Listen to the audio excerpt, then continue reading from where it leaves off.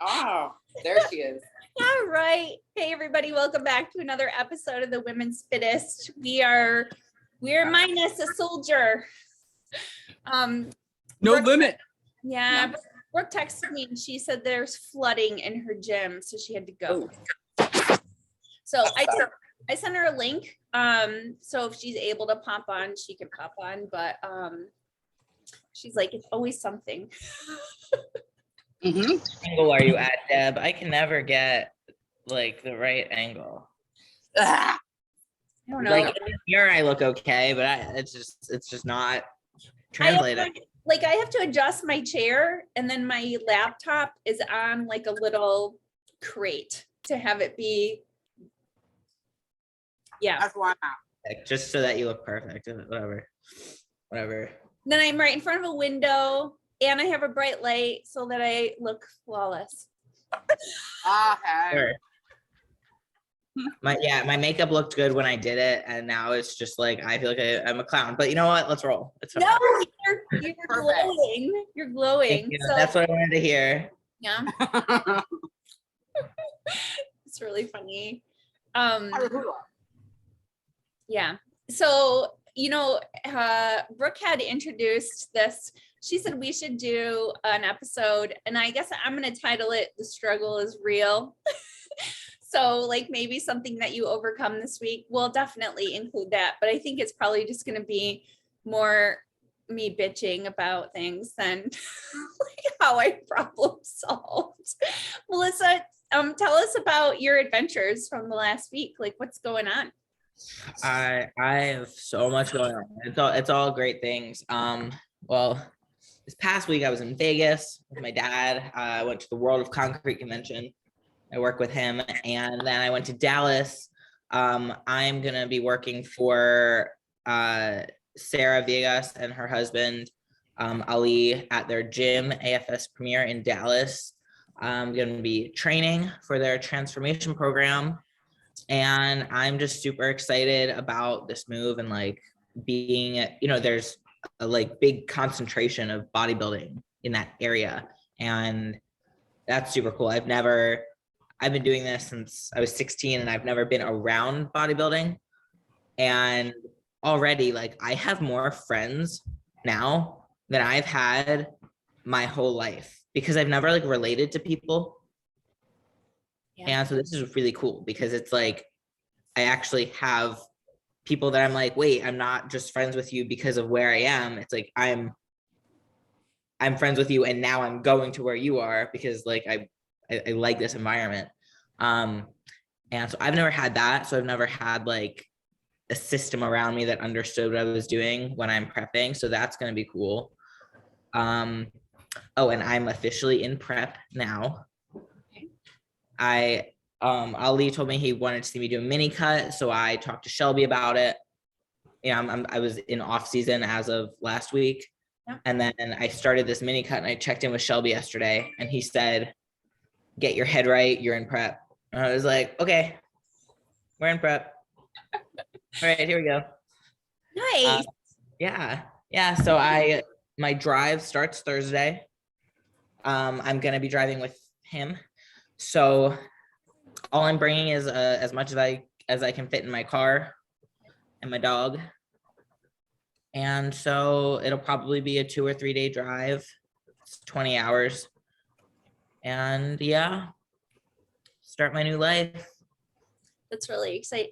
That's very exciting. And I was thinking that, the social media has really done a great number in allowing you to find people that you connect with, find your people, because you're right. You were kind of limited to the people in your hometown or in your area. And I think sometimes it's really hard to not to find support in locally, even if people are doing the same thing, because it's almost like a competition, so you get like, I always struggle with like, is this a sincere friendship?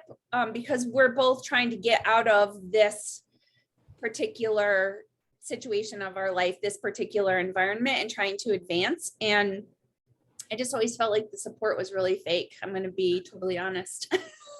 Yeah. And I guess like for me, I've never even like, I don't really entertain that. So it's not so much fake support as it is just like isolation. Like I've always just isolated, you know? Yes. That's not to say in case any of my friends are listening, like I do have like people that like I care about and stuff, but as for like the things I do, I really isolate. Like my dad, I think of him as like the most supportive person I have, but he does not like I've been doing this a long time. He does not understand it. That's fine. Like I'll say something and he asks a question and I'm like, I'm not like, how like when you want support, you don't want to explain yourself. You're just like provide support, So yeah, but it's you either get like fake support where like you're both like, yeah, go after your goals, but like you're kind of like focused on you, or you isolate. Well, and I think when you recognize it, I mean, I don't think I was ever a part of like the gym I used to be at shut down right before lockdown, having nothing to do with the pandemic. More of it was a business financial thing, and the gym shut down. But I just never really felt like it was, you like see people in the gym and they're all friends and they all hang out, but yeah, exactly. You're just like, because you see people talking about people behind their backs, and it's just like, well, you guys aren't really supportive of each other either. So I don't know. That kind of left a weird taste in my mouth. So when I started meeting people who are like from social media, you're like, oh, this is the person who really, I don't know. It's like, why do you care about me? Why are you supportive of me? Why do we connect? I love that. But then it's like, but I don't know, it's probably maybe something I wasn't offering either to the people that are at home. I'm sure. Because if you did, it might have been fake. Right. Yeah. No, and it's cool hearing that, because that's like exactly how I like felt when I started to like, at first, I felt like social media was like, well, I mean, truth be told, we don't use it as social media. It's more business, but like you make these friends, and it was weird. I was like, why are you interested in my life? But then it's like, wait a minute, you do the things I do and we can relate on this level that I've never been able to relate to anyone on. Yeah. And then it's like, it's confusing to like actually like feel that way about people when like you never have, because I guess you've never received it. So you've never put it out. And then it's like this whole thing. I don't know. It's strange, but it's really cool. I love that you have that. I love that your circle is growing and you're getting all the support that you need through this. So hi, Kira, how are you? Watching the zoo unfold here. The chaos, sir, don't move. I wanted to talk about, so you guys saw, and I know, Melissa, you're going to have an opinion about this. The new rules came out from the NPC about teen competitors, and you now have to be 18 years old. I don't know the specifics of it. It has to do with the show that you're doing, but you have to be 18 years old to compete as a teen, and you can't, and then before your 20th birthday. So you used to be able to be 15, I believe, to compete. And now they have bumped it up to 18. And I'm just curious, as Melissa, you competed at 16, did you not? My first show was 17. 17. I didn't know that. I don't pay attention to news. I didn't see that. But that's interesting. I mean, I think that's great. I think it's like if you see at 15, you're like, this is something I want to do. Yeah. Now you have no choice but to either just not do it or build your foundation. Yeah. Instead of just competing. There's something. Sorry, I think like, because I know I've seen girls like in the bikini division at like 15 or 16, and I'm like, this is bizarre to me. It's just, it's just icky to me. So I think, and especially because it is so, there's a lot of social media, and it's still going to happen. Girls are going to post how old they are, if they're young or whatever, they're still going to post. But like, I think if you're 18, at least it's not as like icky. I don't know. Just because I've seen, like I said, I've seen like a 16-year-old get up on stage for bikini, and I'm like, it's just so weird. I don't know. A little bit. Yeah, it's hard to, it's a little bit sexualized.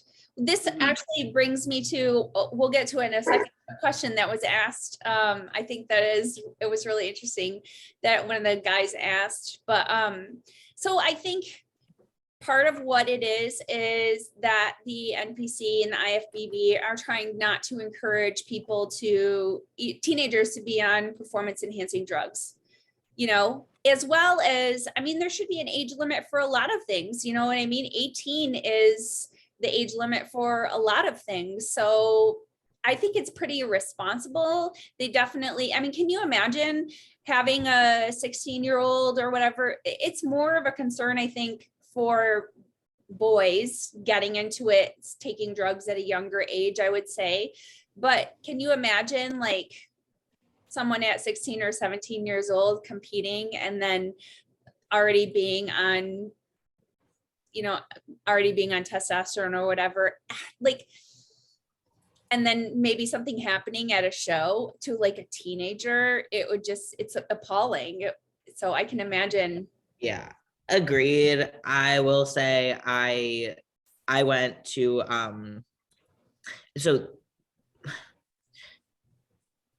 I don't know, with sports, I didn't become aware of this until I was like way out of high school, but it has come to my attention over the years that there are more teenage boys, like young teenage boys on, HGH tests, different kinds of drugs, like just for sports, that their parents put them on just for sports. Oh, seriously? Yeah. And yes and no, I'm sure plenty of them do it themselves, but I that's what shocked me, is like all the, like, just for sports, these kids are on this stuff. And it's not like it's the vast majority or anything, but I totally agree. Like that at least makes the bodybuilding world a little bit more responsible with it. But it's not like it's like any other illegal thing. It's not like it's not happening just because there's a rule. No, it's more, I think, a liability thing that they're trying to protect themselves. And I understand that. And you're right. Like, at least you're not putting yourself through the rigors of prep in a teenage, at a 16 or 17-year-old age. But yeah, it's always mind-boggling to me, especially like if you hear about, somebody saying they're taking something and maybe they don't look like it. And you're just like, why? Right. Why are you like, you think you'll start, it's like judgy, but you're like, you don't even work hard. It might be judgy, but it's also like true. It's like, why would you not find your like natural potential before tapping into anything else, you idiot? Sorry. Yeah. It is unfortunate because I've known too many women who oh, what did you Kira, you just texted me. I know too many women who, were gonna, like, they decided they were gonna do a bodybuilding competition after training for like 6 months. And then they're like, and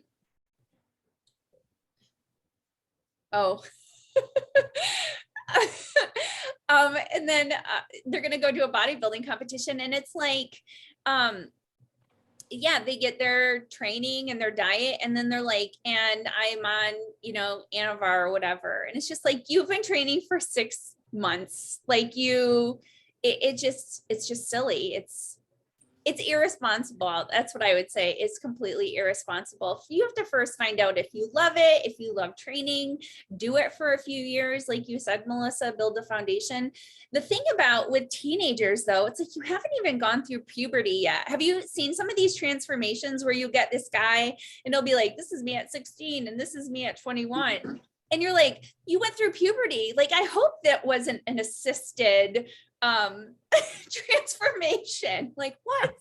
I think I've mentioned this before. It like makes me uncomfortable when people like put up transformation pictures of me and they're like yes, I'll do a picture, like, you know, from when I was like when I started to like now, but it's not a transformation. It's like I was a teenager and now I'm an adult.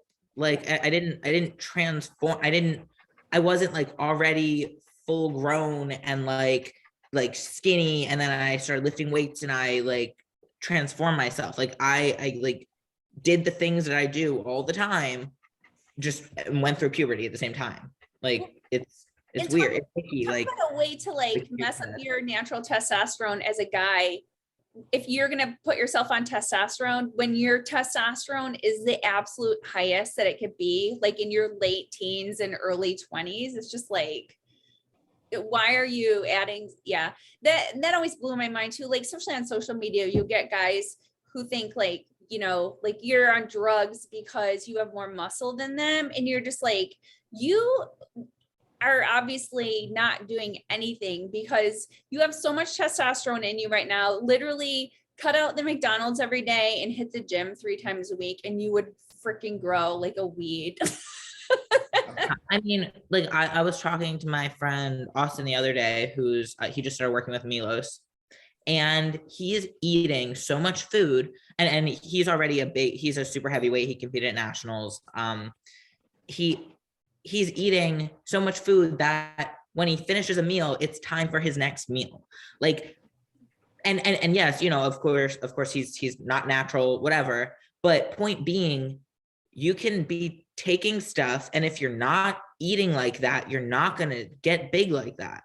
So it's like the drugs are like that last piece of the puzzle. Like the food is what's making you big. Right.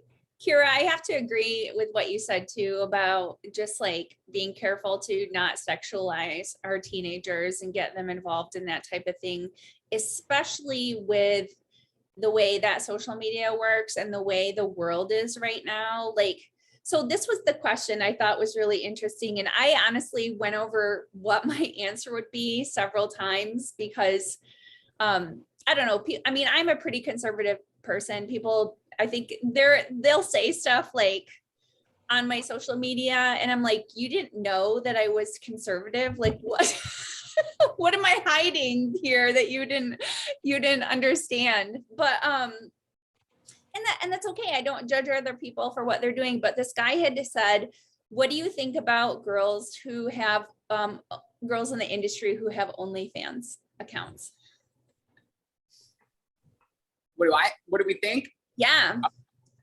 I think you're limiting yourself a lot.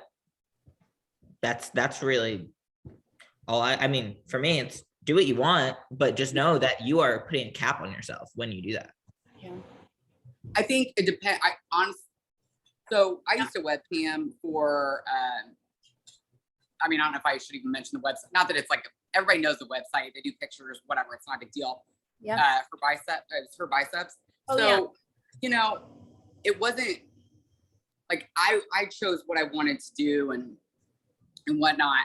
And I mean, I don't care what anybody else is doing. I'm worried about me. And, you know, most of the time all I had to do was like talk. And I would make money, and that's fine. You know, I knew going into it, like what I was willing to not do. And that was what was important. But I could see how you start going down that rabbit hole. So that's where I can see it being a little bit of a concern. And then it's all out there. Your shit's out there. Cause I had a friend who, somebody had screenshot her picture and put it on like Facebook or something of her webcamming.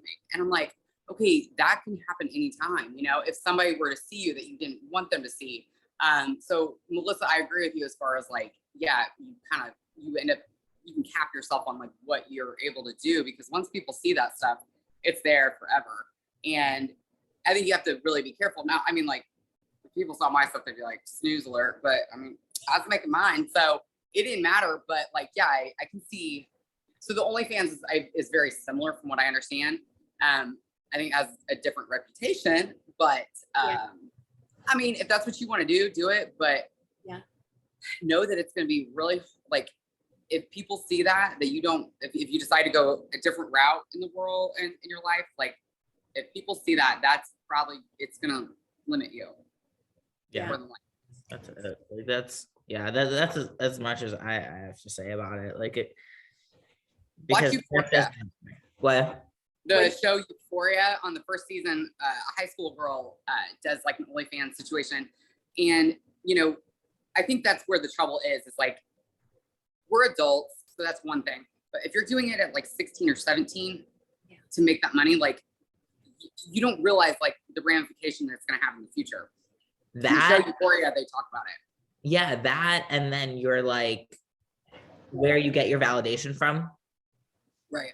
And it's different as an adult getting validation from it, but then as a child, as a teenager, conditioning that kind of validation into yourself. Yeah. I struggle with the concept of you do you, whatever you want to do is fine.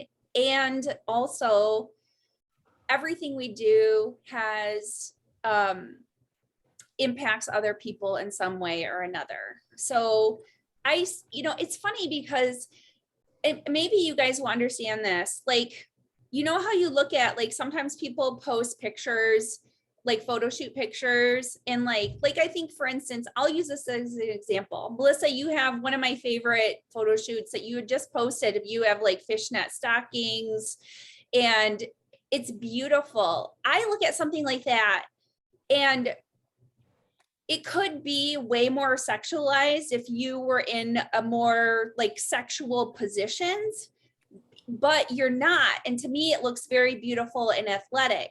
And it's like, you could take that same photo and turn around and like bent over, be on all fours, or, you know what I mean? Like, there's different ways. And I feel like women understand that when you're in your right frame of mind, like what you're trying to put out there. But for guys, like, everything is sexual to them. And that's where I struggle with, because I mean, honestly, it's like I have pictures of me on my Instagram and clothes, and guys are, or you're training at the gym and they're like, you're so sexy. And I was like, I mean, like, pardon my language, but like, if you came up to me at the gym while I'm squatting and told me I was sexy, I would fucking knock your head off, because it's just like, that's gross. You know what I mean? Like, it's insane. So I posted, sorry, go ahead. Well, I just think it's tough that we almost have to limit ourselves as women or be subjected to the perspective of men on everything. And I think that's part of my struggle with social media. Guys are they can be so gross and so thirsty. It really makes me look at men.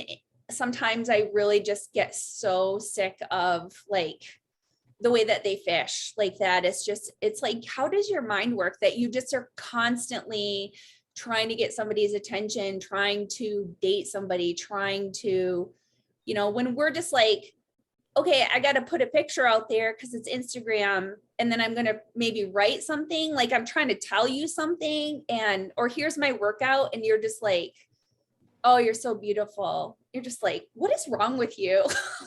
Yeah. I mean, I've told you this before. I just straight up like, it's depending on the extent of it, it works with the algorithm to put me on more people's pages. Yeah. But to an extent, I just start, like, I get comments that like really, like, even if it's like there's no like gross words in it, just the combination of words with the image that it is, just I started like blocking people who I see like regularly comment stuff that is just so, it like yes, I want more than just my niche to follow me, but at the same time, I'm gonna limit the weirdos, like, yes.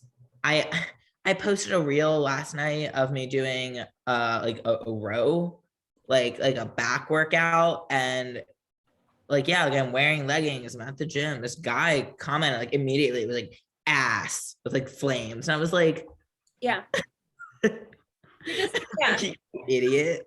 I think, well, and then like Instagram kind of took a dip in the last couple like month or so, but I same, Melissa, I get so sick of the same people commenting something every day. That's just like, I don't know. It just gets really, at first you're like, oh, that's really nice. They're like totally sincere. And then it's like again and again and again. And I'll go on these blocking sprees. Like I've shown my block list is like endless. Like it just does.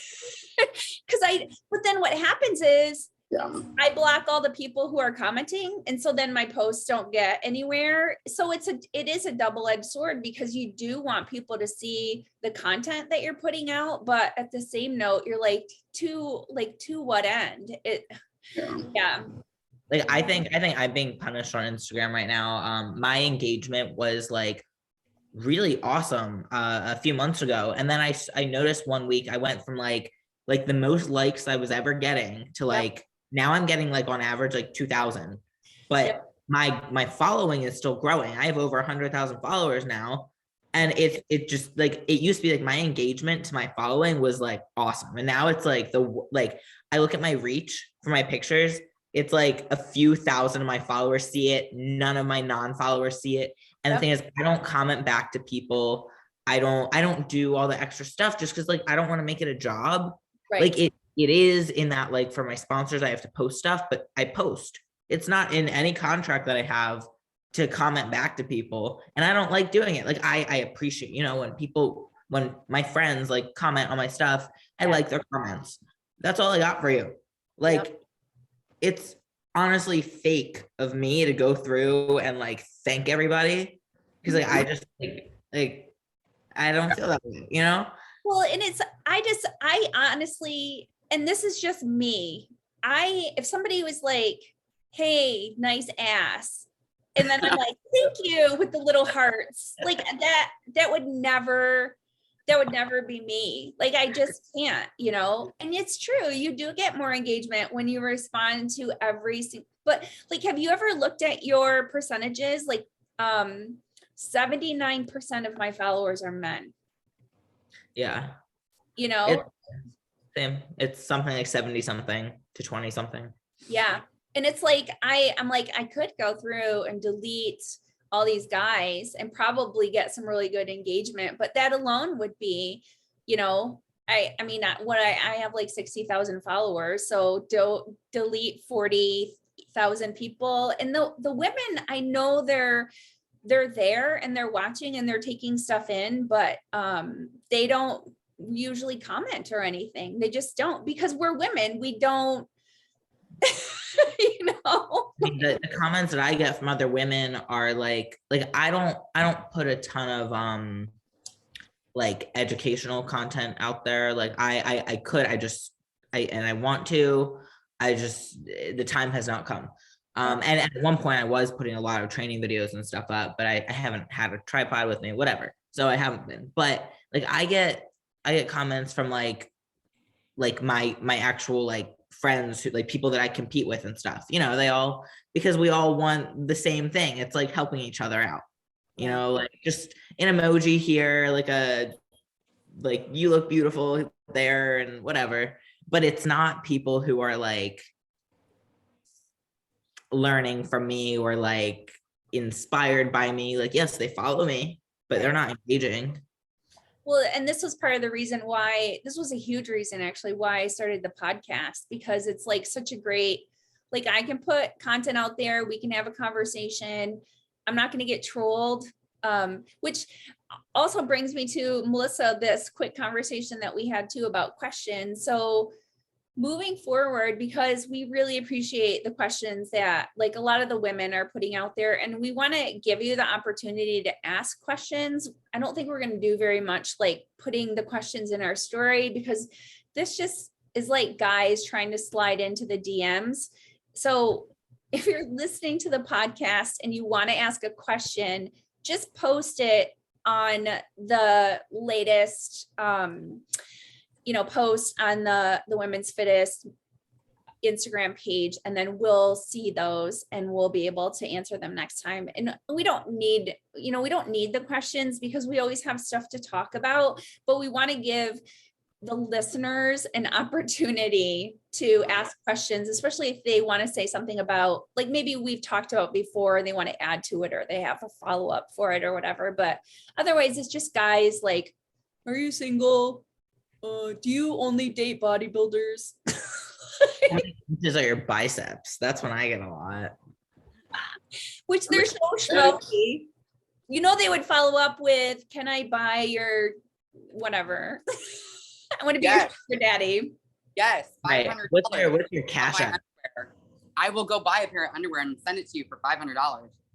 Hey, Karen, do you do private videos? Yeah, I sure will. I had a guy send me an email one time. It was so gross, requesting all these things that he wanted from me to do in a video and pictures. And then he was like, and I will give you $300. And I was just like, people have given me more money for doing nothing like in my life. Then I was just like, what? How hard? I think people, you know, this industry has gotten schmoes like that because it's tough to make money in it, and they know it's expensive, and they know that, you know, if you get the right person, you're going to get somebody who's going to do something for money. And we've already had one person do it, and then now it just opens the door for everybody else to be assumed to be doing it. Yeah. And so I gotta tell you guys this real quick. So like years ago when I first started competing and I was a bodybuilder, like I would get hit up on like what I think it was MySpace at the time, like the network TLC, and they would ask me to like audition for the show My Strange Addiction. And then there was another one, and I didn't audition because it was like it was being a female bodybuilder that likes to date little, like skinnier men, like smaller men. So the addiction is like being a bigger girl and smaller guy. And I was like, no, I have a girlfriend. I don't think that's going to work. But I don't remember who. I think there's a woman who she's known in the industry to be doing those kinds of shows. And so she's one of those that also did something about like the sessions and stuff. So it put that out there as if like, you know, it just opened it up like, hey, maybe this person does it. Wait, you know, wait. The sessions? What is the sessions? What? Like you guys are talking about like wrestling sessions. Oh, no. I saw this woman, like one of the like muscle women accounts posted her, and it's like the queen. Okay, I'm saying this really judgmentally. No judgment, I guess. The queen of lift and carry.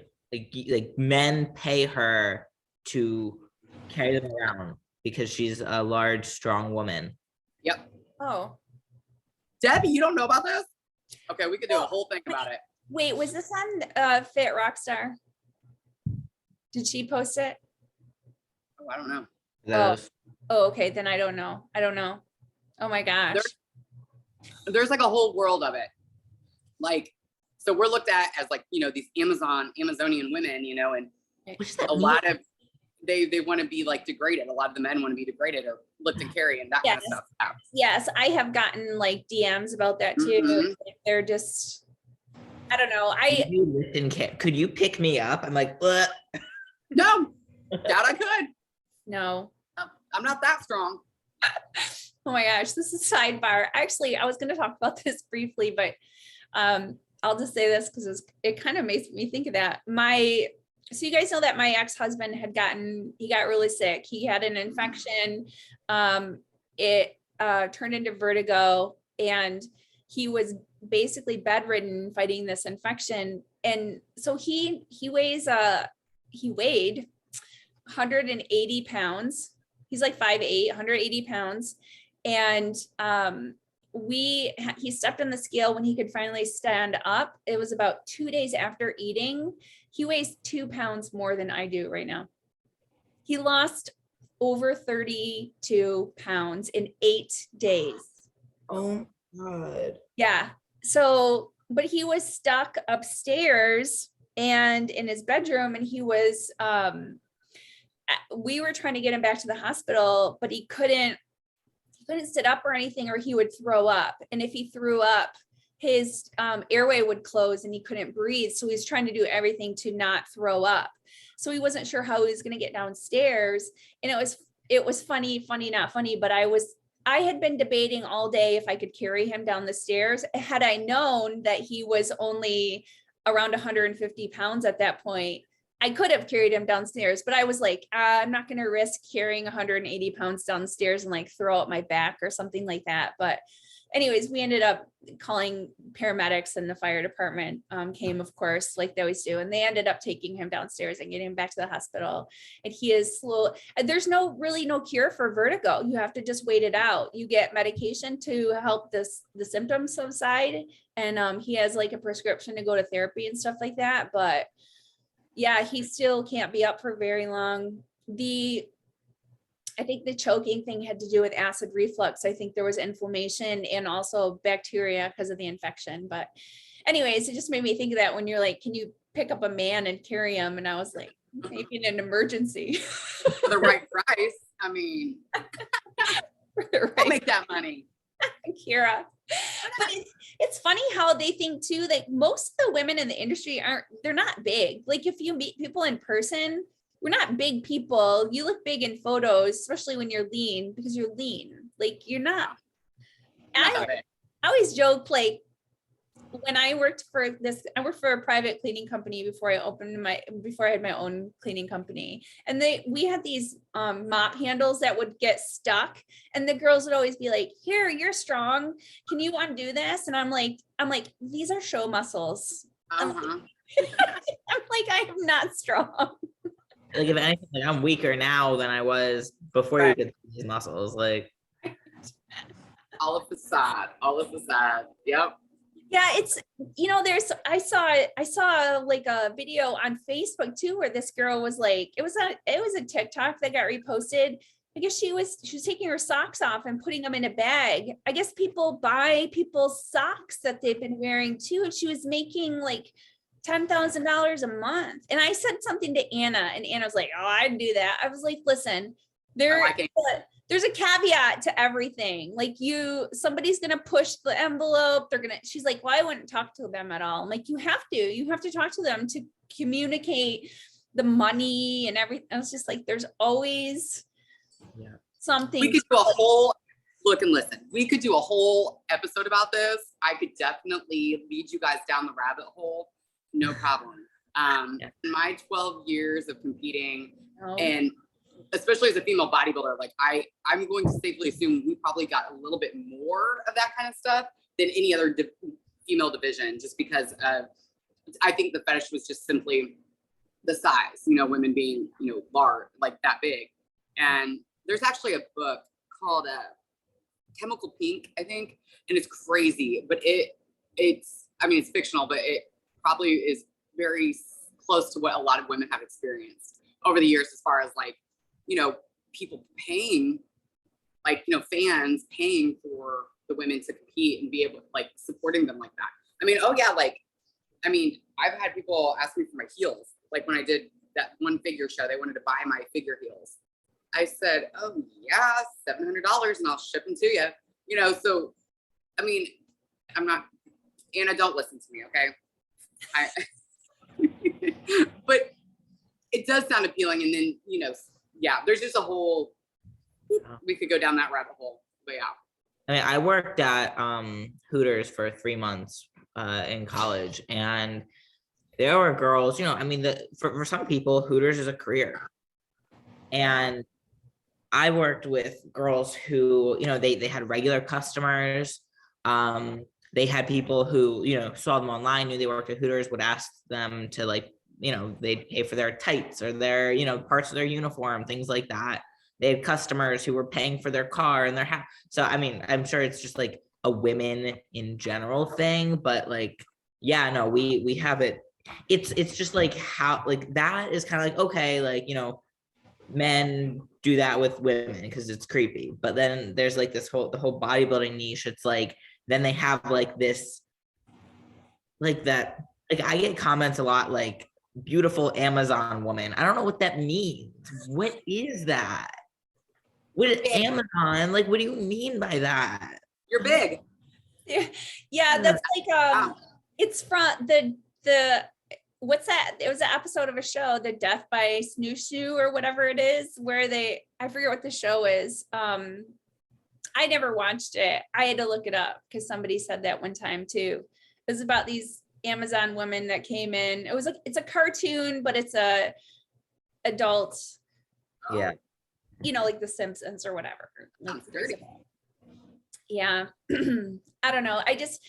To me, I can't even, when somebody presents something like that, I just always think about the psychological aspect of everything. Like what makes a guy, like what happened to you? What was your history, your childhood? Who wasn't like, there's some sort of attachment theory going on here. Like, and not that like, it's not like, speaking generally, like, it's not like I want people to think that like women who do what we do are like gross or anything, but it's the fetish that makes it strange. Like it's like, okay, that's not why I do this. And okay, then that's what makes me uncomfortable, is that they think that my purpose is their fetish, and it's not.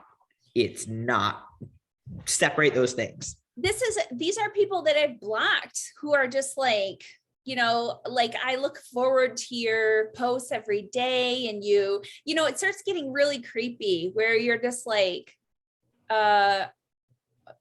what? Yeah, like it's Being a fan, but I'm blocking you. I know. And then I mean, I don't know what I'm sure. Well, here's the other thing too. Here's what I'm judgmental about. I will go look at the account and I'm like, you're following like 5,000 women. Like, I'm not special, like, and I'm not expecting to be, but like, yeah, I don't know. I'm like, I don't know. That's a huge red flag for me when I look at some guy and he's like, I'm like, this is your porn. Like, this is porn to you. That's what I think. Like, because they'll be like not following any of the men in the industry. That's a huge red flag. It's just like, no, I mean, I get it. You love looking at beautiful women. So do I, but not 24 hours a day, and I'm not trying to get their attention. And yeah. Weird. All right. Do we have anything else we can talk about? I was going to ask you. Yeah, we have lots of stuff to talk about, actually. It was very interesting. Kira. Oh, I just read what your note was. Can I say? She just knew of somebody who had tried to get their 16-year-old son on testosterone. Yeah, because we were just talking about that, so she wanted to pipe that in. That's so crazy. All right. Brooke had a question. What do you think of using CrossFit as your cardio for a bodybuilder? Don't get hurt. I think that's going to impede your bodybuilding. Right. I mean, like I've said in the past, if you want to bodybuild, if your goal is sculpting a physique to get on stage, do the training for that sport. If you want to do CrossFit, do CrossFit. Yeah. Very passionate about this. Like, do. I was gonna say, like that. Okay. Right. Do it right. It's I always go ahead. No, you go. You. Well, so I've actually trained for competition. I've had a couple girls come to me who had been doing CrossFit, and so we do initial pictures, yada yada. Well, first of all, they've had like back surgery because of CrossFit, and I don't want to knock it because it's it's great for a lot of people. But also like she was just like there was like no shape whatsoever. Yeah. So I would say like that would not be your that shouldn't be your priority. But and also, like I said, don't get hurt, because in my mind, I'm like, how do people not get more injuries in that sport? I think a lot of it's incredible. It is. And I incorporate some of it into my own training, but I do not, and I preach this, I do not do like the heavy Olympic lifting. for time. I don't even do Olympic lifting, but I don't do it for time, and I don't do it for like in a crazy amount of repetitions. I think that you could, if it's something that you enjoy and it'll push you, yeah, I think you can find elements of it that you can use to benefit you, for sure. But I wouldn't solely use that at all. No, hell no. The CrossFit body is definitely a specific look. They're usually very lean and muscular, but yeah, very straight up and down. I wouldn't say their waist is, yeah. And I don't know if it makes your waist wider, but you aren't making the rest of you wider like you do with bodybuilding, trying to make your shoulders and your legs and your arms bigger. It's full body workouts all the time. You know, I have a friend of mine, Tara, she does them. And like she did it all through her pregnancies and stuff. It was freaking amazing to watch someone pregnant doing CrossFit. I was like, you're a badass. Like she is a total badass, you know, and I love her physique and I love her as a person, but CrossFit is CrossFit. It's not a means to, it's not cardio, first of all. Like it's not, you know, and when you're thinking about doing cardio for bodybuilding, especially if you're doing a cut or a prep, your cardio has to be have the least amount of impact on your training. So whatever is going to be least fatiguing. And I know some people who can do sprints and it doesn't impact their training at all. And like, I can't even walk on the stair climber without my legs being sore for days and not being able to train well, a leg day. So this is actually one of the questions somebody asked was, what were some of the mistakes that you made for your first prep? And I would say, one of them was to, like, I still was in like the high volume training, high volume, more high reps, lots of time in the gym. And I wasn't efficient with my training. And so like, I even had, I just didn't want to do cardio. And so like, I would do another leg day and I would just do higher reps, higher volumes for like, and it's, I know it's like so dumb, but it's also why I wasn't like as lean as I could have been, because, you know, you're essentially doing more cardiovascular type training than you're doing actually trying to hold on to that lean tissue, being in the lower rep ranges and being efficient with your training. So yeah. And I was like, if I did CrossFit, oh my gosh, I would rip out a shoulder and knock my teeth out. Like there's no freaking way. Go, Melissa, you look like you were going to say something.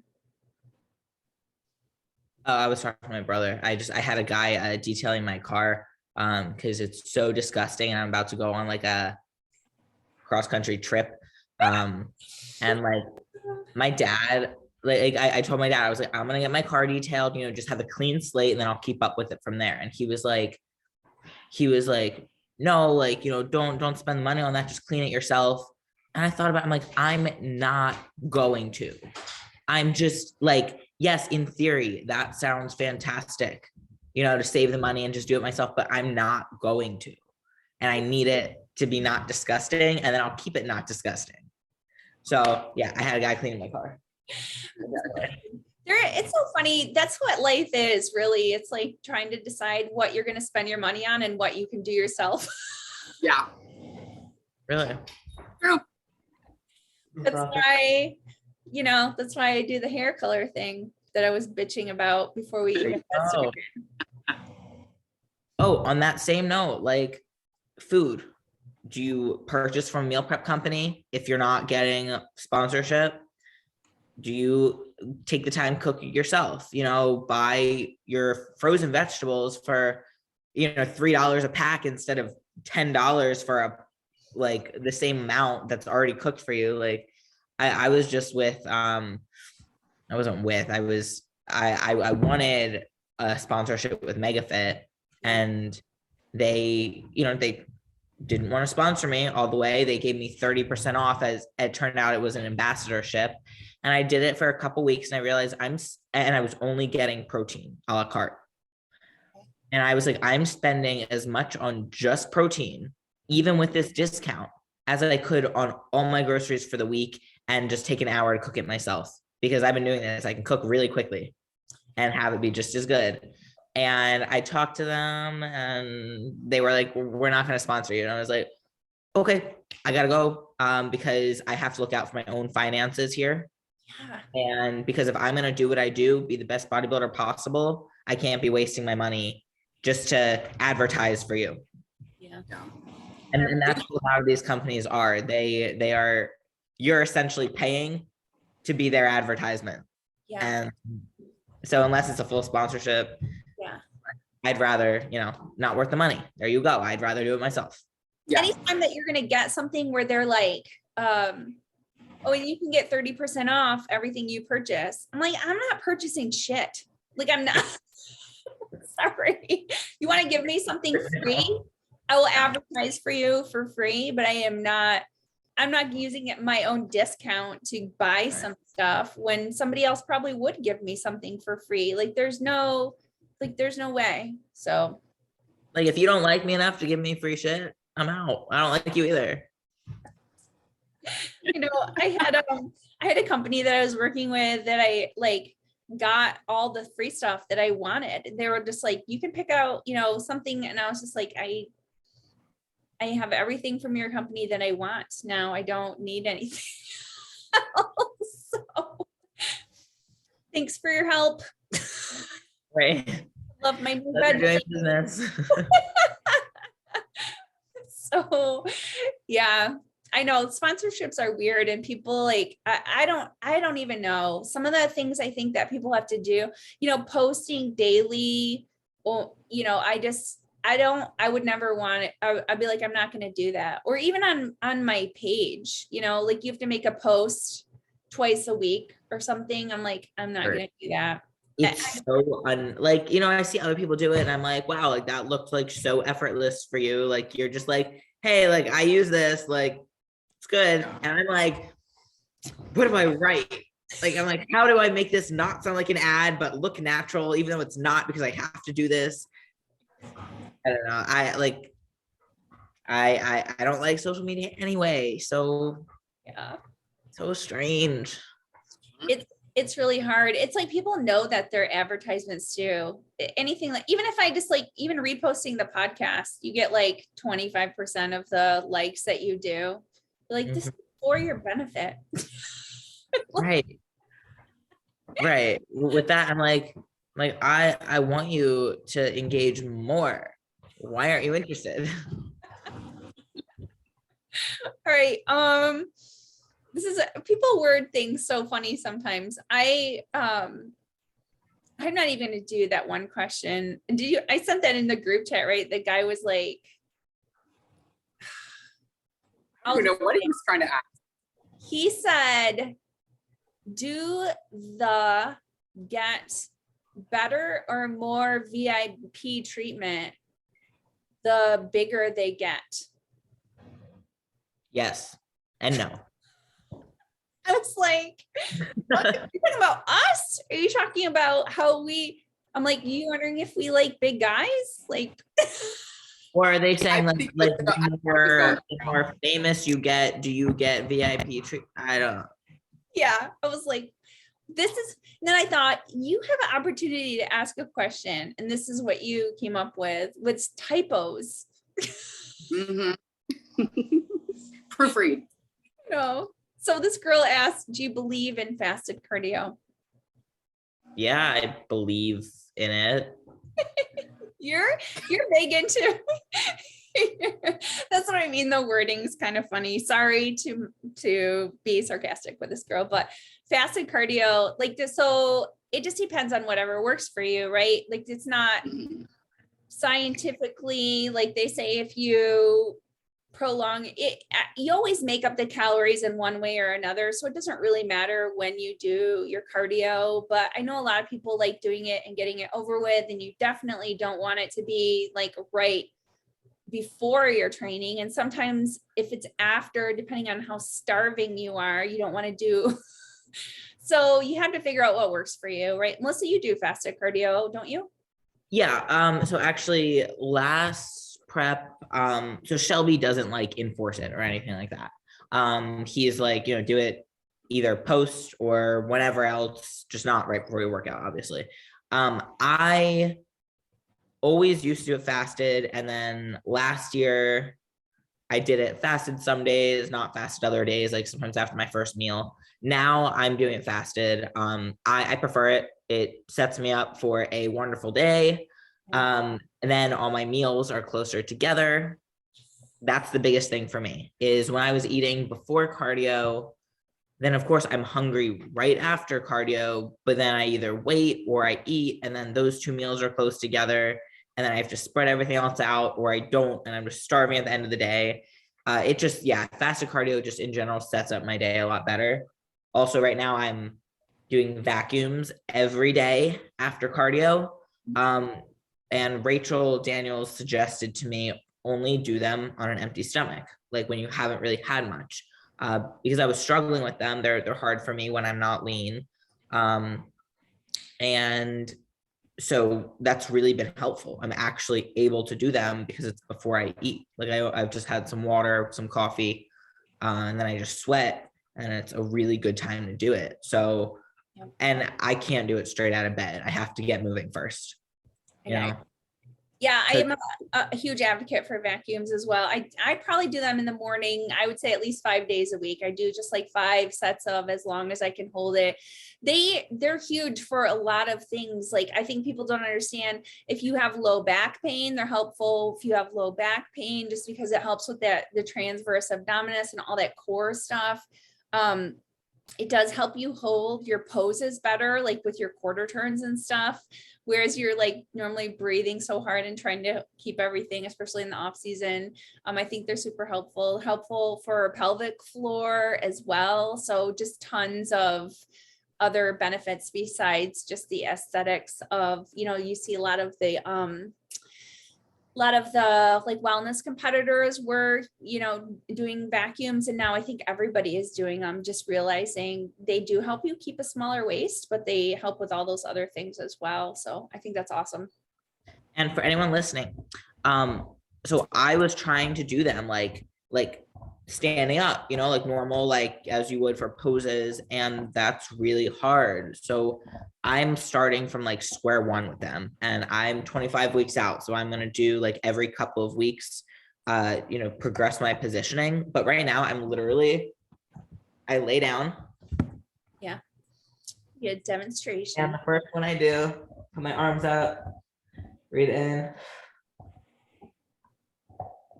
And I'll do it just like totally stretched out, and then I'll do 5 of those, and then I'll do 5 with my knees up. And if it's really hard toward the end, I'll press, and that helps. But yeah, that's square one. And then like in a couple of weeks, I'm gonna move on to on my hands and knees. Yes. And then I'll move on to hands on a table. And then eventually I'll be doing them standing up, and eventually I'll be doing them in my poses. Nice. But like I when I decide, okay, I'm gonna start doing these, like really do them, I initially tried to do it from like the standing position. I was like, I can't, like it's just not happening. Like I know I'm not lean right now, but I also like can't get that contraction. So when you're laying down, it like forces you to be able to like suck in and lift up. It's funny that you say that. I actually have a reel that I had made that I saved about doing vacuums, and I actually am in a standing position and I just hunch over. And so kind of like when you do that yoga position where you do like the cat cow, and I hunch over this way, and so I'm like almost in a standing, like sort of squat position. And I find that it's really easy to do it that way.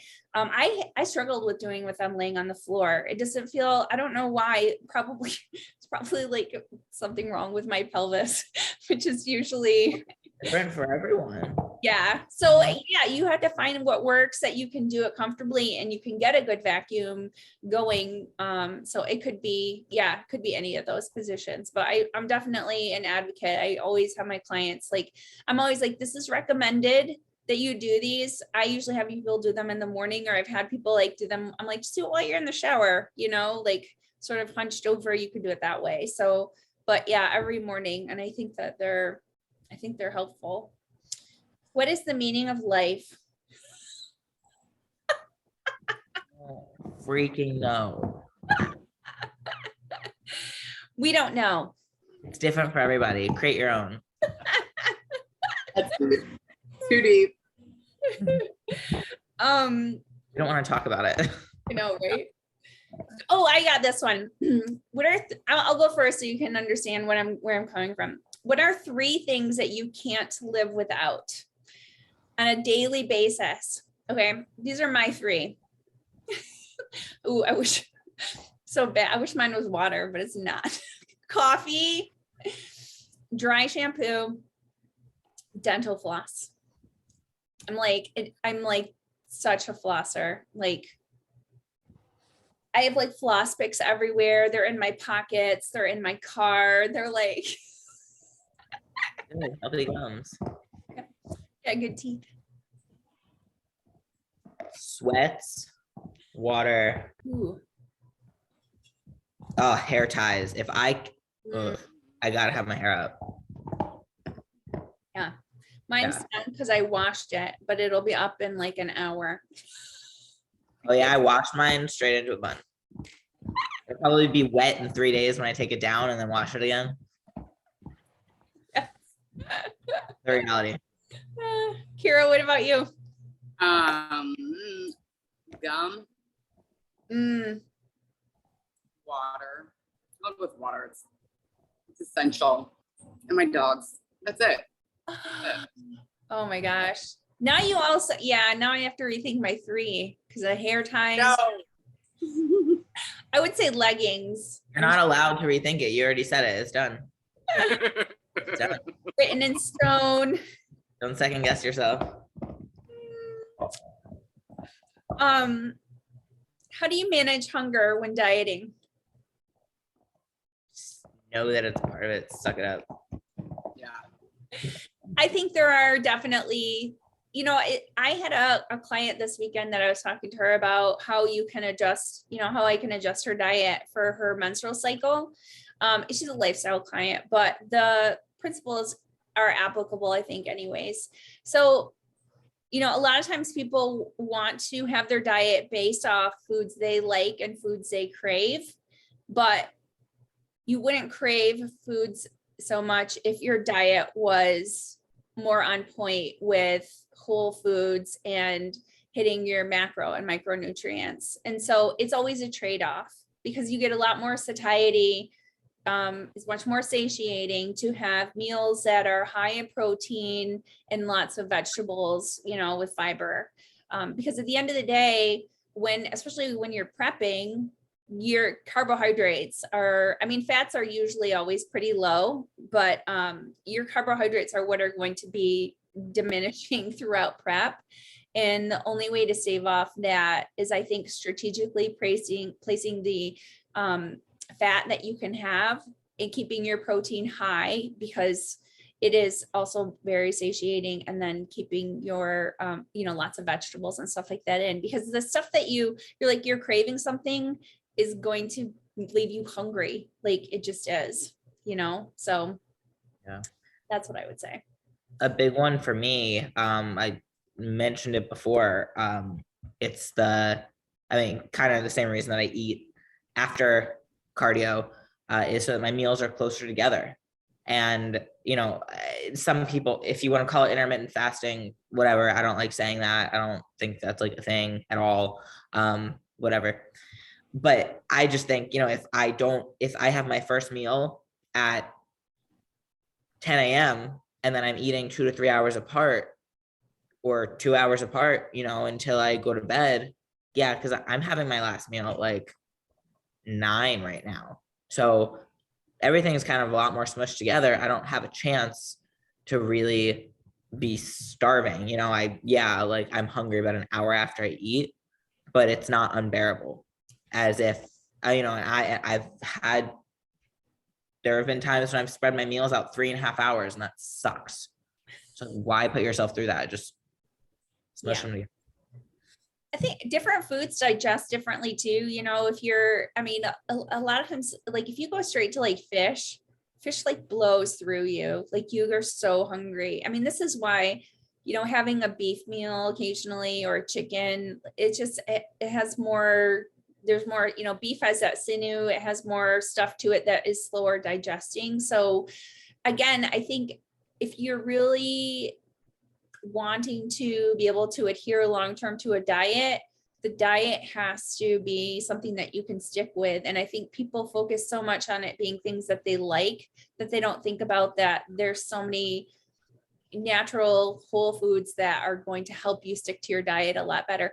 This is a quote that when I interviewed Misty Truscott, I remember her saying that, because people would always be like, how do you stick to your diet? And, what do you do about cravings? And she was just like, I always remind myself, if I'm craving something, I haven't even eaten all my meals yet. So, you got to get through your day and then decide, am I really hungry?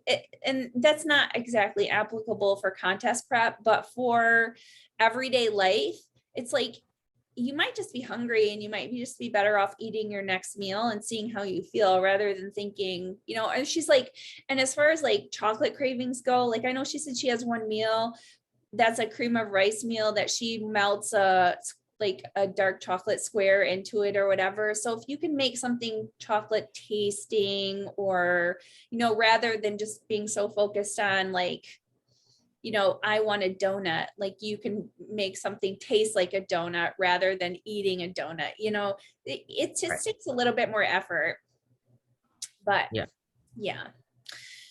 Yes. What's your favorite cereal? Are you cereal eaters? I was growing up. I never have. Growing up? Oh yeah. Well, I started getting back into eating some cereal, but I'll eat I don't even know, it's like a Cascadian Farms or something. I don't know. It's a little more natural, or they have some that are no sugar added.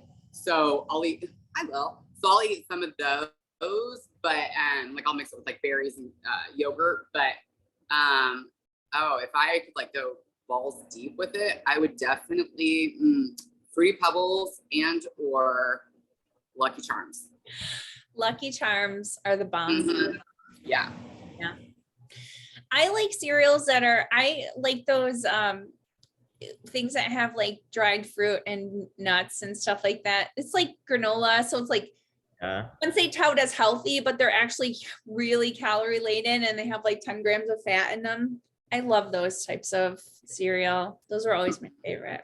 But if I ate cereal, so I ate cereal probably as a baby, but then from once I started choosing my food, it was never a health thing. I just don't eat cereal.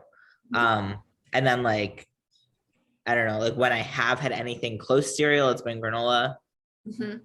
Yeah. But I just don't eat it. But of course now, after dieting for so long, I'm everything looks good. Now I won't eat it because I can't decide which one I want to try. And there's not enough time that I'm not dieting to try everything that I want to try. And cereal is the last thing that I'm interested in eating. So yeah. So granola. I will see something at the store and I'll be like, that looks so good. And then I'll buy it and then I'll eat it. It just sits on top of the fridge. But I saw this Dunkin' Donuts, it looks like Reese's Puffs, but it's Dunkin' Donuts. Anyone tried that? That looked enticing. I've seen everything that you're missing out on, it's gross. Don't worry. I agree. I've tried a couple of different ones that remind me of my favorite cereal when I was a kid was Smurf Berry Crunch. Do you remember? Smurf? It had red and blue Smurf berries and it was strawberry flavored and it was amazing. And so anytime I see a strawberry something, I'm like, this could be good. This could be good. But again, I'll buy it and then I'll look at the box and I'm like, oh, it's expired. Into the trash. Into the trash it goes. So Brooke had talked about this, what was a struggle that you overcame this week? And, or something that you came across that you overcame this week. I don't know. Is there something that you guys can specifically think of? Yeah. And I told you I started prep pretty much. And that since I started, it's not much has changed, but it's just that shift of mindset. Yeah. Also my training right now is like I trained like an animal before. Now, like I on my way to the gym, I'm like, I have to get angry. Like there's no way I can do these workouts to the extent that I have to do them if I'm not like angry. So I'm, I'm it's unfortunate that I'm in public. But like I have to get where I have to get in order to do this, how I have to do it. But so it's, my training is like exhausting. And so I'd say my thing that I am overcoming is like, for the first time in months, I'm experiencing that like prep hunger and tiredness, but I have no desire to like go outside of my plan, like none at all. It's just like, I'm like, okay, it's here. Like, I haven't felt this in a little bit and it's here, and I have to keep doing my day anyway. So just overcoming what we do anyway, but it's just always recognizing it when it starts again, because it's not like, oh, it's here and it's easier this time. It's like, okay, it's here and it's just as hard, but I'm gonna get through it. I'm gonna do it. Nice. That's my thing. What show are you, did you guys pick the show, or are you kind of waiting till you're? No, I'm doing Chicago, Tampa, and Texas. Wow. Nice. Yep. End of July, beginning of August. And then hopefully, this one. Hopefully. Kira, I think we should road trip to Chicago. What do you think? It's not far. I know. Come on over. Yeah. Snag. Good memories from that one. That's when I first met you. I know.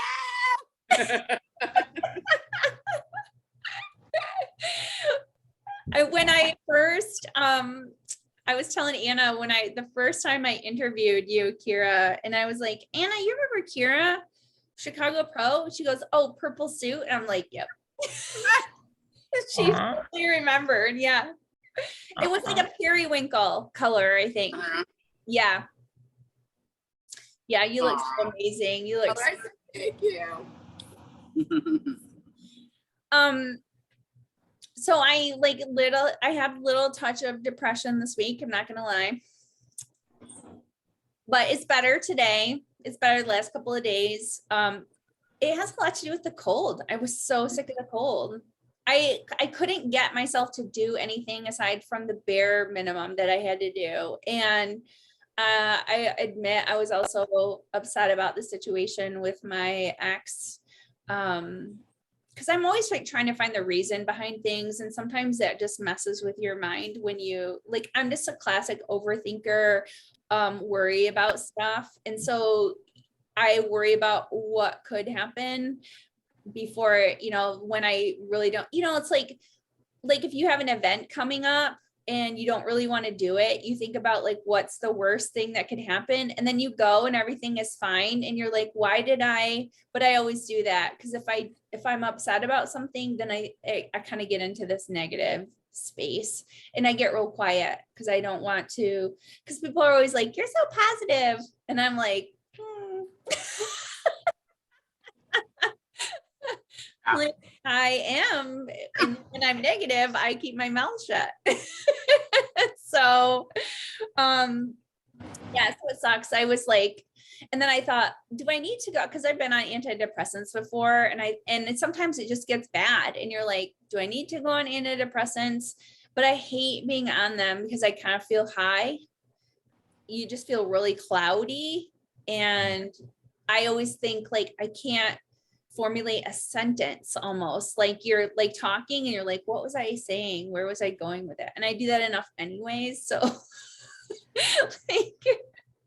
So anyways, I guess I would just say do the, when that type of stuff happens, you do the best that you can to work through it. And really like, there's no shame in, like if you, in the past, I probably would have gotten down on myself for not accomplishing things that I should have, like, I felt like I should have done, or like doing more. And then you're like, sometimes you just have to do the bare minimum in order to get by and to get through something, but know that it'll pass. And, it does. So Yeah. The cold was really, I was like, where can I run away to? No shit. It was so cold. Is it cold over there by you guys, Melissa? Yeah. I mean, not as cold as for you. It's been like 20s here. I mean, like cold for me, like miserable to me, absolutely awful. Like it snows and then like right now, like it's like sunny, so everything's melting and then it's gonna freeze, and it's just this awful cycle. Yeah. So yeah, pretty bad for me, but I know you were dealing with like 1 degree weather, which just absolutely not. When you breathe and it feels like your lungs are freezing in your body, you're just like, what is this? This is bullshit. Yeah, I don't know why humans reside in your location. I don't. Because we feel like survivors when it's done. We're like, we survived winter. We're such badasses. But you're putting yourself through that. So like congrats. But like it's like with bodybuilding, like, yeah, I freaking did that. It's like you put yourself, you knew what you were doing to yourself the whole time. So no one's gonna pat you on the back for it. Sorry. No. Well, it's a great correlation though, because like I just saw this this quote. It was like from a reel on Instagram. I think it was like Morgan Freeman. I think it was Morgan Freeman was talking about how he's like, you know, when you pray for courage, does God give you courage or does he give you a situation to make you courageous? So when you pray for strength, does he give you strength or give you situations to make you strong? And we ask for this stuff, not necessarily in our environment where we live, but it's that mentality of the sport is like, what can I put myself through to make me a stronger, better person? I love it. I love that too. I think I know what you're talking about. And when I heard that, it's so interesting because people are like, oh, like all the like these terrible things are happening to me. And it's like, no, that is your chance to develop these things about yourself. So it's not, I mean, it might be a horrible situation, but you don't just like benefit off of nothing happening to you. Yeah. Yeah, it is interesting because I think a lot of people nowadays, especially like Melissa within your age range, it's a lot of victim mentality. It's a lot of this stuff is happening to me, pity party type stuff. And it's just like, then you got and then you got somebody like Melissa who's like, give me the challenges. Like I'm ready to, I'm ready to fight. It's going to make me a better person. So I love that. It gives me a lot of hope when I see, especially younger generations who are embracing even just fitness, because anytime, I mean, Joe Rogan said that anytime you put yourself through a struggle, it makes anything that happens in life easier. So if you intentionally are putting yourself through a struggle to go to the gym, to lift weights every day, then when stuff in life happens to you, you're just like, or not happens to you, but happens, then you know how to handle it a lot better than just, crumpling in a ball saying, woe is me, who can help me get out of this? You're like, yeah. I went down this hole on Instagram, and on my explore page, I clicked on something, whatever. I got to like Jamie Lynn Spears' page. Okay. No.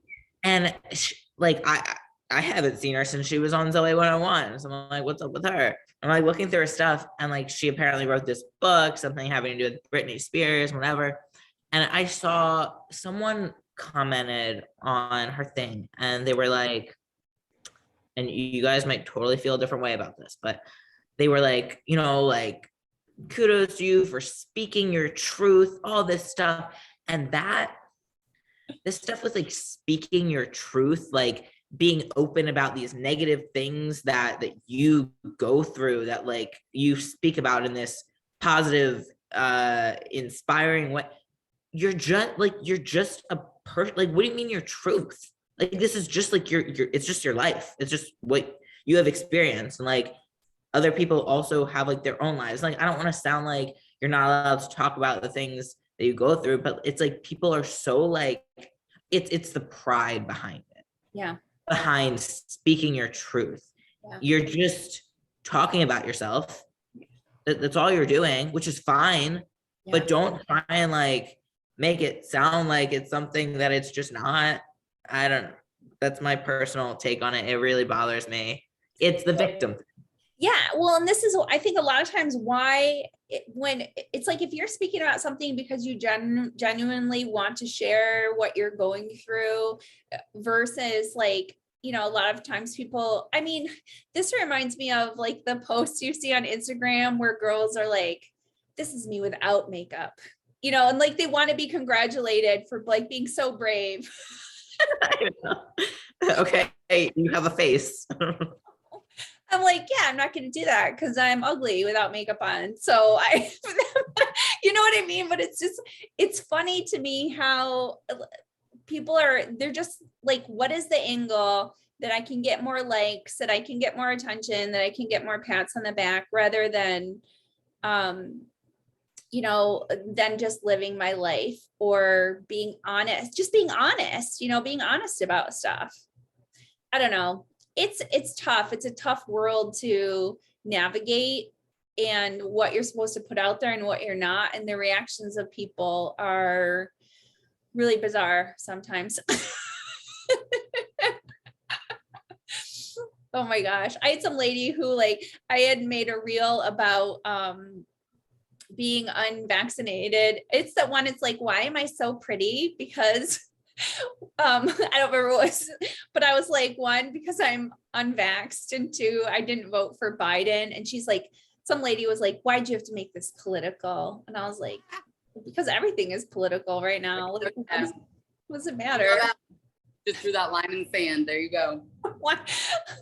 And then she was like, she goes, I used to be a fan. I was like, wow, you were really looking for a reason to hate me if this was the last straw. Yeah. Right. And she wanted you to know. She didn't just unfollow you. She wanted you to know. She was like, you should be ashamed. No. I was like, first of all, jokes. Secondly, yeah. But are you okay? I mean, you look kind of devastated by that. I don't. Melissa, I get the sense this diet's getting to you because you're definitely smart ass today. You know, she's dieting and she's like, this is like 2 weeks ago and it's still on my mind. So she's living in my head rent free, apparently. But yeah, no, Kara, I've got an attitude lately. Like I notice it. I'm like, no, like I'm under control. It's not just like the hunger, but I'm like, I'm irritable, but like I'm aware of it, but I'm also like much less filtered. I'm like very, I don't know if it's like I'm really confident in the things that are happening in my life right now or what, but I am just sometimes I've become the same way, and I don't know if it's like I'm just sick of the bullshit around like, you know, oh, poor, you know, it is a lot of poor me. I'm like, damn, y'all fucking don't even know. But also, I think just getting older, like my filter is not there. I can't hide it anymore with people. I'm like, I don't know. It's just, I'm definitely the same. But yeah. And then like I'm already there, and like now I'm about to move in. Rachel Daniels and I just got a place together, and she's a firecracker, and so it's just rubbing off a little bit. And it's like me times like 10 coming out, and it's not dangerous or anything. It'll be fine. I'm not gonna get in trouble.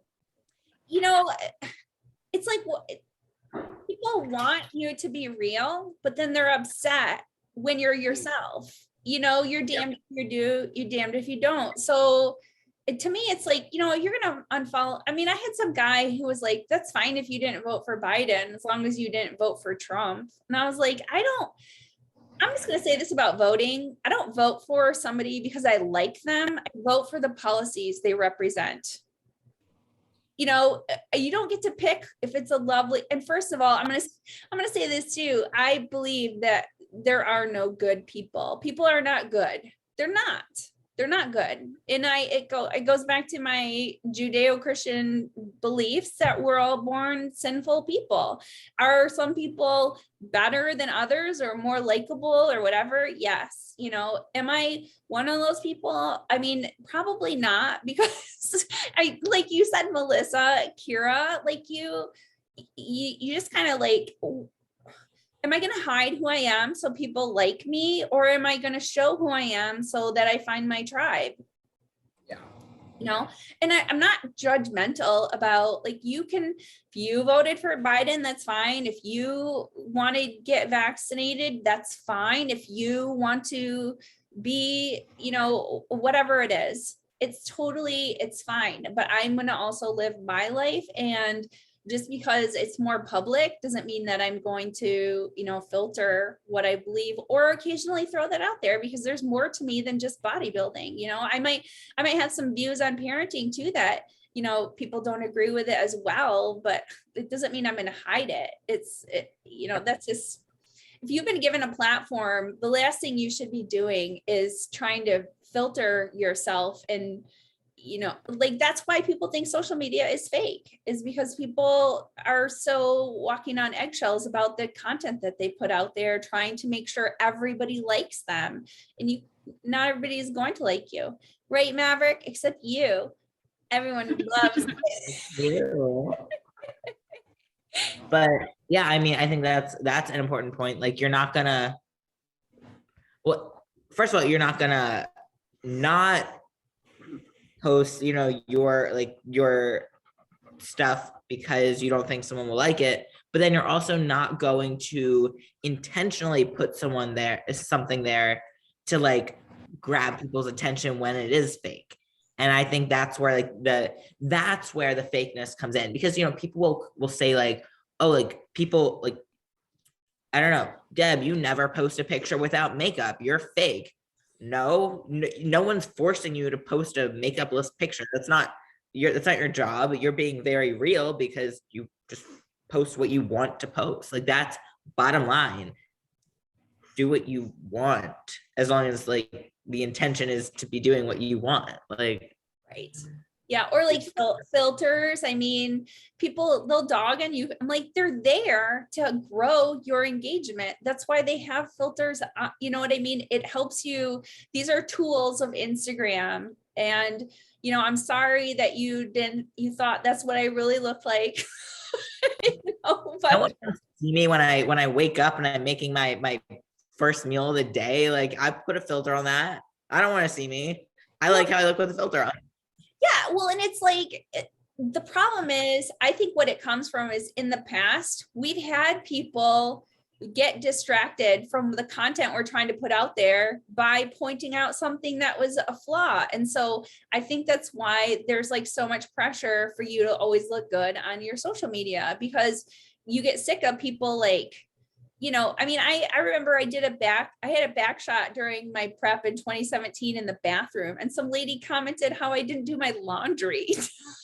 I was like, you know, I'm like, yeah, I'm freaking tired. I'm not doing my laundry. It is a huge ass pile. Whatever. Well, you could have like photoshopped it out or something if you wanted people to respect you. You know, and it's funny too. I had a picture a couple of weeks ago that somebody said was photoshopped, and I was like, I have never in my life. There's apps, right? You download Photoshop pictures, and I've seen people do it, and I've seen people Photoshop their pictures, but I have never been like, I'm going to download an app to Photoshop my picture. Like, what? Yeah. Again, I mean, you could go nuts trying to please everybody. Oh, okay, let's do that. You guys ever played Overrated, Underrated?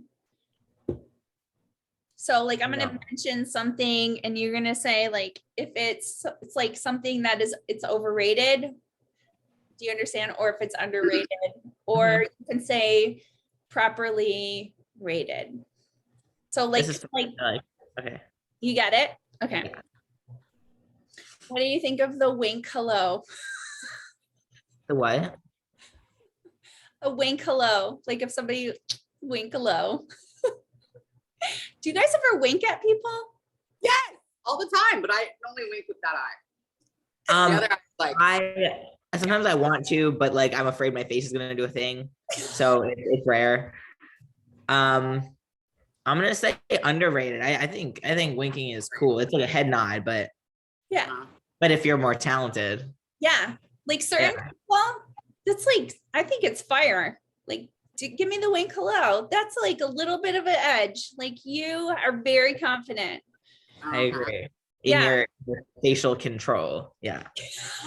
yeah, underrated for sure. Okay. Jigsaw puzzles. Properly rated. Yeah. Yeah.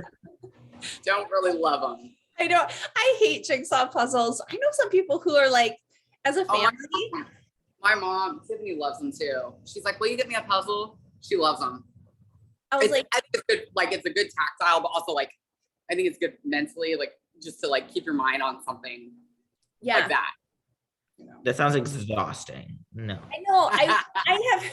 I know people who love doing them, and I looked at it. I will look at it and I'll be like, this looks like a mess. I do not want to try to. Yep. My ADD kicks in and I'm like, nope, I'm out. Casual grocery shopping.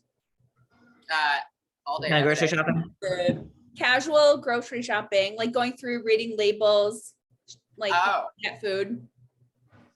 I think it's underrated. I love it. I can spend 2 hours in the grocery store going for like 5 things. Like, except sometimes I get stressed because I'm like, okay, this one or this one. I'm like, there's always a next time, but which one do I want this time? So yeah, underrated.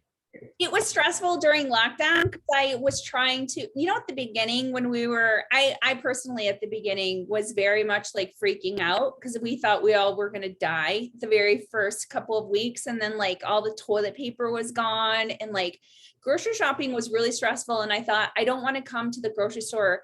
Like I want to come here as least as possible. So I would end up spending more money because I would buy absolutely everything I thought I might need because I didn't want to come back, and then I would end up coming back like days later. So, but yeah. Do you guys remember, Melissa, I don't know if you're old enough for this, but do you remember Y2K?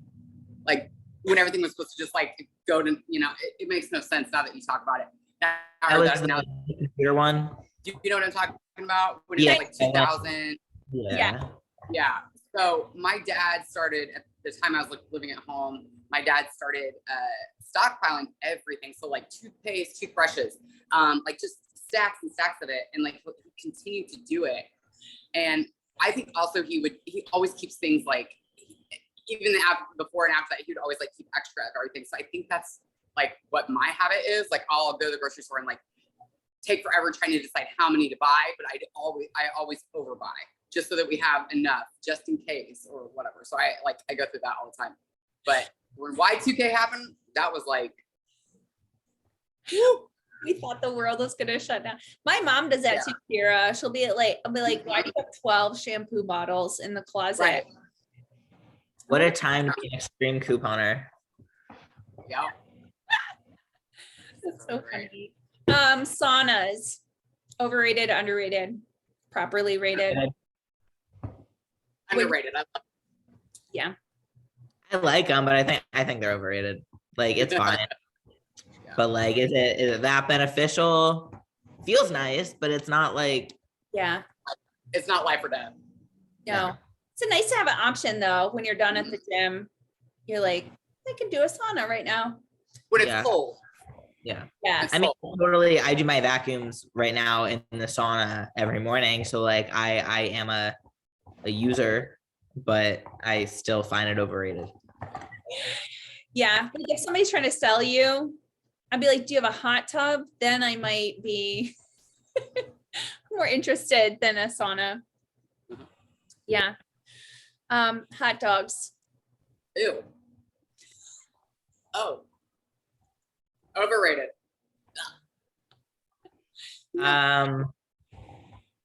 Only like a kosher hot dog that I know it's like all beef, you know? with mustard and nothing else. Not all that like crazy crap on it. I like a plain hot dog. So fun. I probably eat a hot dog like once a year, sometime at a summer barbecue, maybe. And I put all that crap on it and then realized the hot dog could probably not even be on the bun and I would be fine with it. I like the hot dog. It's like so fatty and with the bread. Mm. And Sarah, are you just against hot dogs? Like, is that what's happening here? Is it what you you I loved hot dogs when I was in college because I'd go get them like, after you're like shit faced, you just go get a hot dog from the hot dog man. And that was it. And my best friend used to flirt with the hot dog man and he was like this bigger, older guy. And it was just funny. Yeah. So that's the hot dogs. What is your I got a hot dog right here. what is your favorite what was your favorite like post drinking food? I was like a big old Taco Bell. Oh, that just hurts my stomach.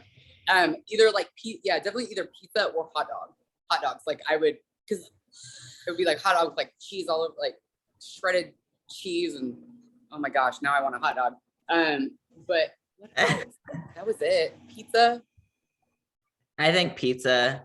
Like when I was my roommate, when I was at University of Maryland, she told me that like when she drinks, she would go to 7-Eleven and get a hot dog. Like that was her thing like, all the time. But I have never really consistently gone out and drank. But when I do, I feel like there's always one of those make your own pizza places. Like when you stand in line and pay like way too much for our personal pizza. Yeah, like, that's always like a Blaze pizza or whatever. Odd pizza, yeah. Okay. Wake and bake. Not anymore.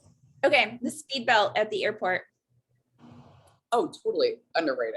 Love that thing. Those should be everywhere. The conveyor belt that you walk on so you can get there fast. Yeah, underrated. And the point I feel like is to walk faster, not to stand on it. So as long as you can feel like bionic woman. You're like, no, like you're just going.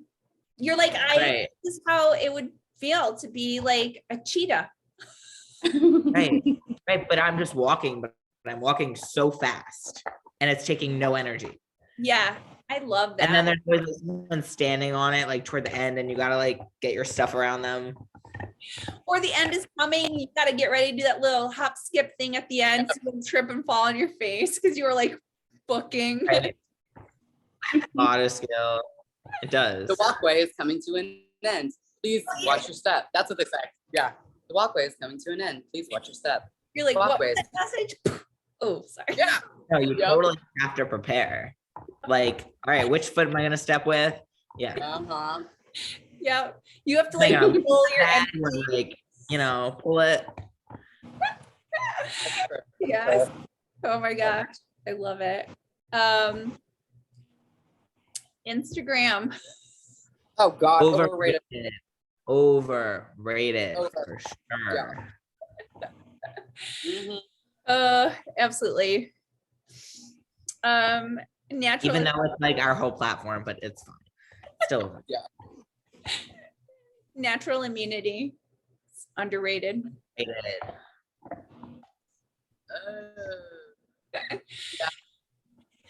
Overrated. I don't know. I'm not vaccinated, so I guess underrated. Yeah, I think it's underrated. We've all had COVID, haven't we? I've had it twice.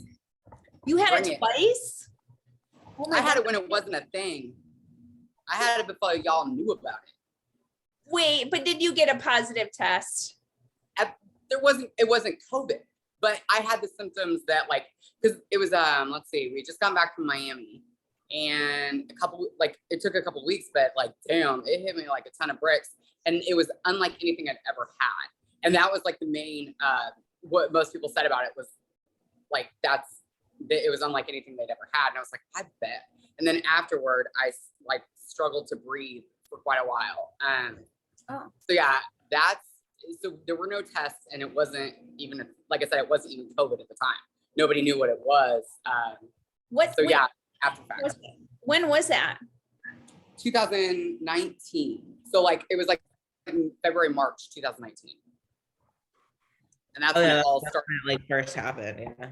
Yeah, that's when it was like you were seeing cases of people being sick, and then I think that's when the summer shutdown happened. Yeah, that's when they were posting about like they were talking about like the bats or something in China. Oh, basically, you mean 2020? 19. No, 2019 is when it all started. I know it's weird. It doesn't feel like it, but right? Oh, no. It's 2020. It was 2020. It was 2020. Yeah, you're right. Okay. So 2020. Okay. That's when it was. Yeah, that's when, yeah. Yeah. I got sick in 2020. And then we got sick over I was like, Thanksgiving this year. 2019. God, it just all seems to be like 1 year. All run together anyway. I don't know what day it is. I know. And then it's like 2 years have gone by, and I'm like, what do I have to show for it? Like a ton of anxiety. That's all. Yeah. Took that long. That was like, hey, things are not getting back to normal. Bananas in chocolate smoothies. Oh, underrated. Properly rated. I like sometimes I'll add some banana extract in okay. You know what? I think an actual banana in it is fantastic. I agree, that's underrated. The texture, unmatched.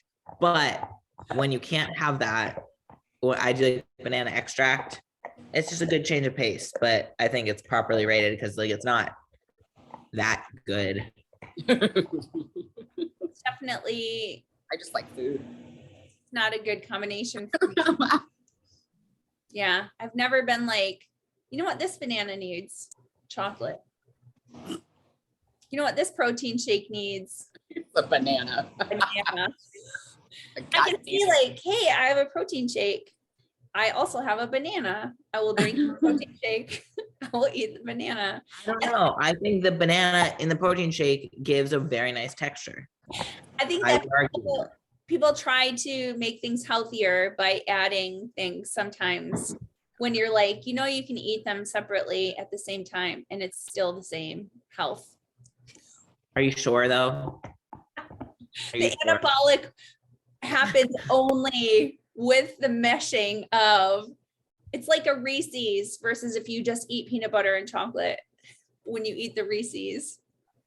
Not the same. So are you saying those are the same thing? Because I don't think so.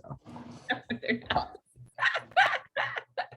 I was like, I have to get this jab in here to Melissa about the banana and chocolate smoothies. All right.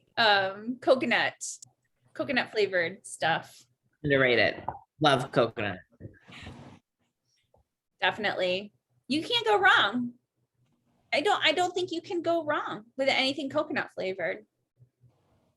Have you ever put coconut oil on a sweet potato? Yes. Mm-hmm. That's like, take me to the island. Yeah, cinnamon, and you don't need that donut. That's true. That could actually be put a little cinnamon on it, and you are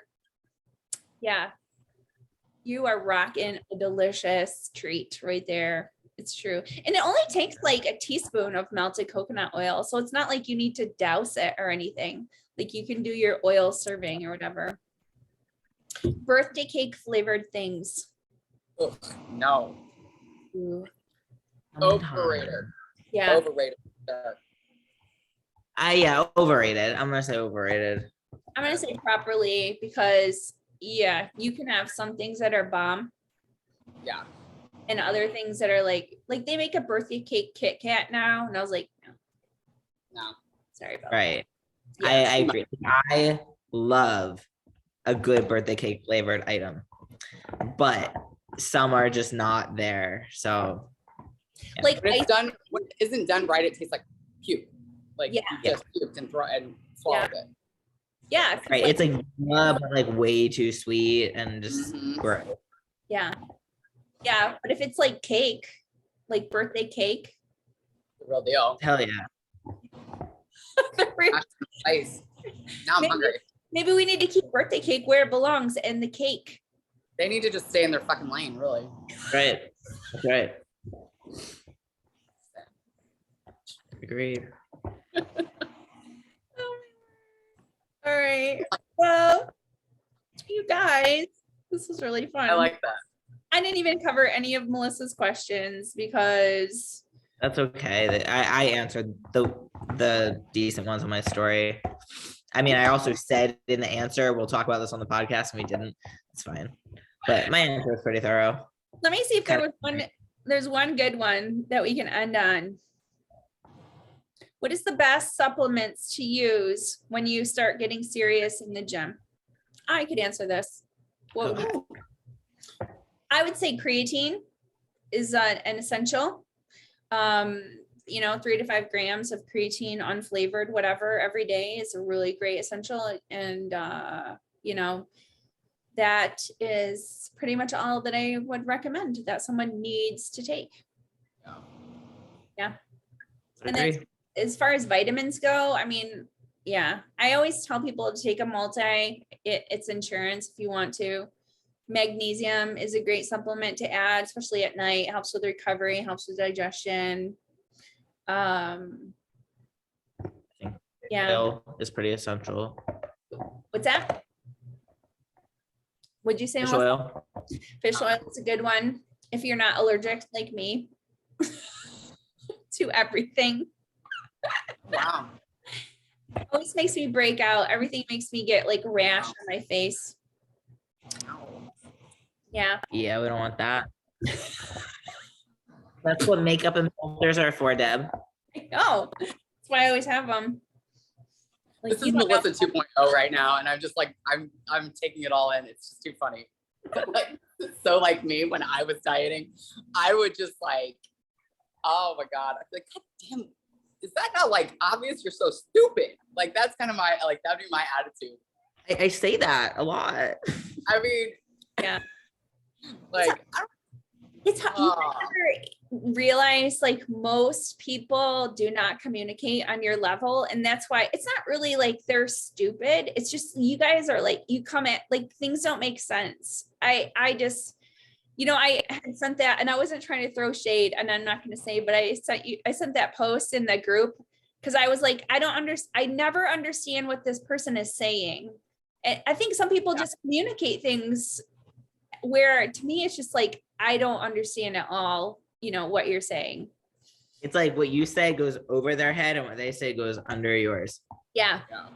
It's like, it's just weird, but that's, I think a lot of stuff on social media as well, because people are trying to communicate something via text and you can only, and it's condensed. So they leave stuff out that's important for comprehension. well, yeah, certain words are going to really help a sentence. So that sometimes it's just an excuse though. It's like, did you not proofread that? Because, like we're laughing, but like someone would have just heard Kira say that and be like, oh, you're right. Like totally, like that makes so much sense. Right. Sarcasm gets lost, and sarcasm and humor, because people are like, oh, you're funny. I'm like, I am always being funny. Like that's usually my mode. Right. Like always being sarcastic because I would cry. Otherwise, I would just cry. Right. Like if I'm mean, I'm probably just trying to be funny. Yeah. Or sometimes I am funny, but I talk very dry. So like people are like, is that funny? Yeah. Like, do I laugh? And I'm like, yeah, you laugh. Yeah, it's all good. It's all good. I was talking to the guys at the front desk at the gym last night, and I was telling them that I'm just going to leave. We'll end on this note because it's kind of funny.